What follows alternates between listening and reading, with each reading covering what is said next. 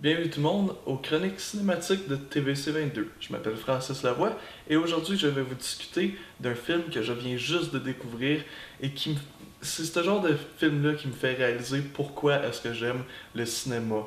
Le fait de découvrir un nouveau film que presque personne connaît, que tu peux ensuite partager aux autres, c'est vraiment ce qui me passionne dans le cinéma.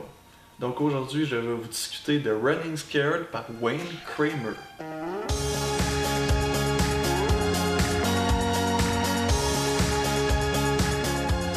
Le film commence par introduire notre personnage principal joué par Paul Walker qui se retrouve dans une mauvaise situation lorsque lui et sa gang de rue se retrouvent dans une fusillade entre eux et la police. La fusillade ne termine pas bien pour la police et au-dessus de 3 agents sont tués. Les associés de Paul Walker lui demandent de cacher les armes avec lesquelles ils ont commis le meurtre. Paul Walker se retrouve chez eux et on est introduit à sa femme et à son enfant. Oleg et Nikki voient où ce que Paul Walker cache son arme avant d'aller le détruire. Le fils de Paul Walker est ami avec Oleg, l'enfant du voisin. Son voisin est un immigrant de la Russie qui lui aussi est un criminel. Par exemple, son voisin lui confectionne de la drogue et la revend par la suite. Plus tard dans la soirée, Oleg et son père se disputent. Oleg monte dans sa chambre, sort un pistolet et tire son père. Le pistolet qu'il a utilisé, bien sûr, est le même pistolet que Paul Walker et sa gang ont utilisé pour tuer les polices plus tôt dans le film. Ce qui cause beaucoup de troubles, surtout après que Oleg s'enfuit et Paul Walker est pris à dealer avec la police et sa gang de rue pour retrouver Oleg avant les autres.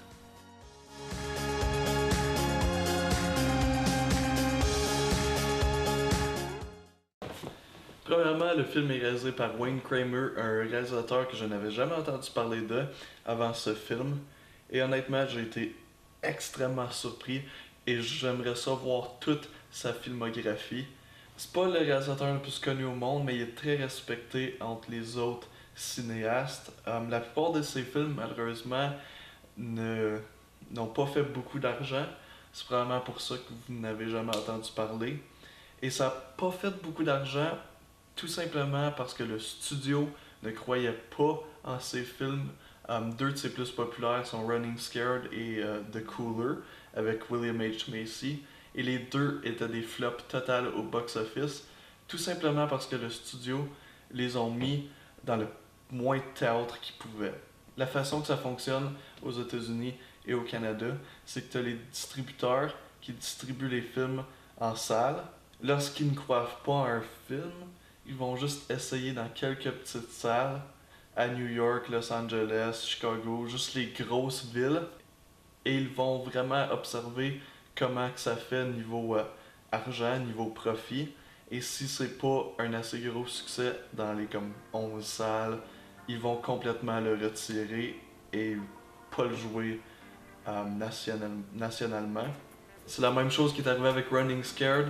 Le studio avait pas confiance en ce film, donc ils l'ont juste mis dans quelques théâtres et ainsi de suite, ainsi de suite. Le film n'a pas fait beaucoup d'argent, il est allé presque direct sur vidéo. Honnêtement, c'est triste parce que le film est magnifique. Comme je vous le dis, c'est sérieusement devenu un de mes films préférés juste après la première fois que je l'ai vu, qui était comme la semaine dernière. Le fait que Paul Walker était dans le film, j'étais incertain parce que Paul Walker, c'est pas mon acteur préféré.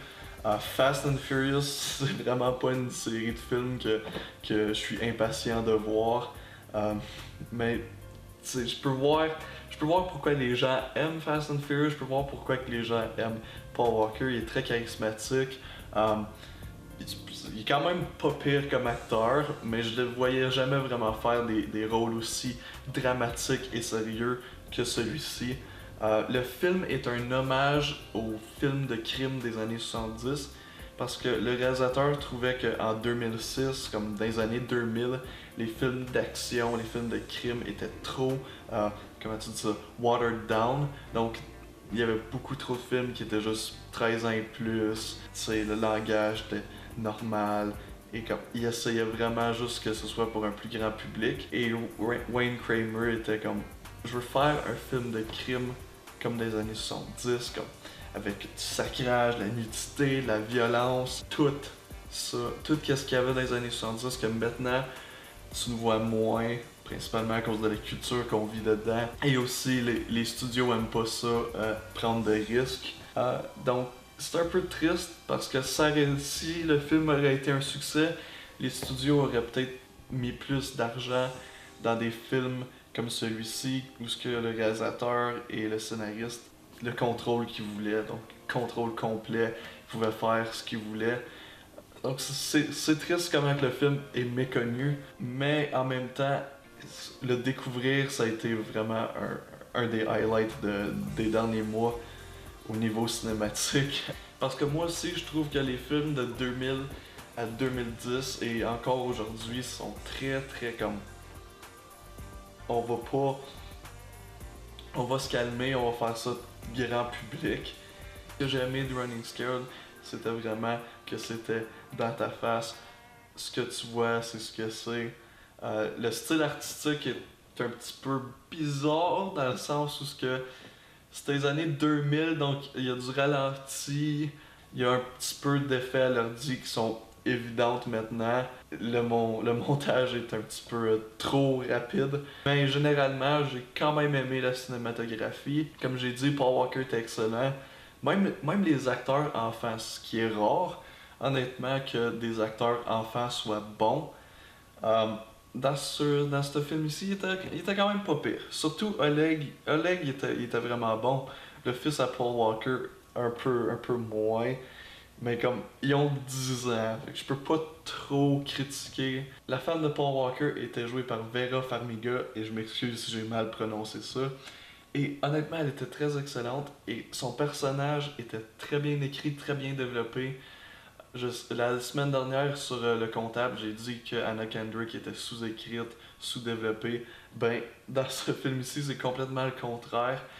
Elle a un moment dans le film où elle est vraiment le personnage principal, et si tu regardes ça, t'es comme wow. Wow. Je m'y attendais pas à ce que ça arrive. La réalisation était superbe. Le scénario, comme j'ai dit, c'était merveilleux. C'est exactement ce genre de film-là que j'aime et que je veux voir plus souvent, mais qu'on n'a pas assez souvent. Des films d'action où ce que tu peux voir l'action, parce que c'était pas shaky cam, tu peux voir l'action. Je suis un fan d'effets pratiques, donc tout ce qui est effets visuels, et ce film ici, il y en avait pas mal. Euh, Par ça, je veux dire du monde qui se font tirer, le sang qui revole. C'est définitivement pas pour tout le monde. Si vous avez l'âme sensible, je vous conseillerais pas de regarder ce film-là. Parce que même si c'est un petit peu une comédie noire, dans le sens où il y a de l'humour, mais c'est pas votre humour normal de Adam Sandler, où c'est du slapstick, c'est vraiment de l'humour noir dans le dialogue, dans les actions. Ça prend un sens de l'humour quand même assez twisté pour apprécier l'humour dans ce film ici. Mais en même temps, il y a beaucoup du film qui est très sérieux. Et c'est honnêtement, les parties qui sont jouées sérieuses sont excellentes, sont très sérieuses. Le drame est là. Les parties qui sont jouées, disons, plus humoristiques aussi sont extrêmement présentes et sont extrêmement bonnes. Lorsque j'ai expliqué l'histoire, j'ai expliqué que c'est la base de l'histoire, c'est que quelqu'un a volé une arme. Paul Walker doit retrouver cette arme.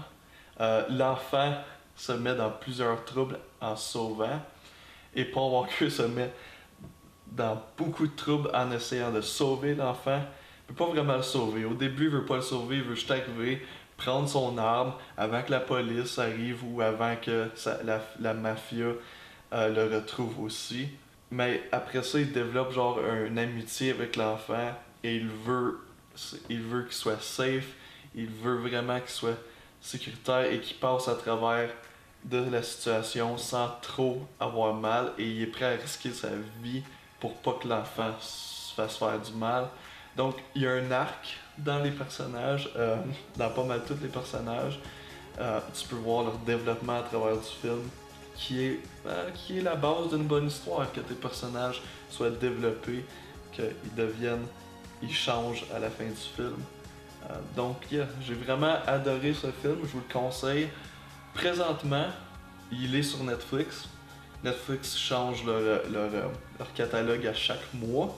Donc je vais dire que pour décembre 2016, le film est sur Netflix et je vous le conseille vraiment si vous n'avez pas l'âme sensible. Si vous êtes un petit peu plus sensible au niveau du sang, du langage, je vous le conseille pas. Mais si vous êtes comme moi et vous aimez les films de crime qui sont vrais, là je vous le conseille. Honnêtement, c'est un des meilleurs films que j'ai vu, ça fait longtemps. Donc merci d'avoir écouté les chroniques cinématiques TVC22. Je m'appelle Francis Lavoie et on se revoit la prochaine fois.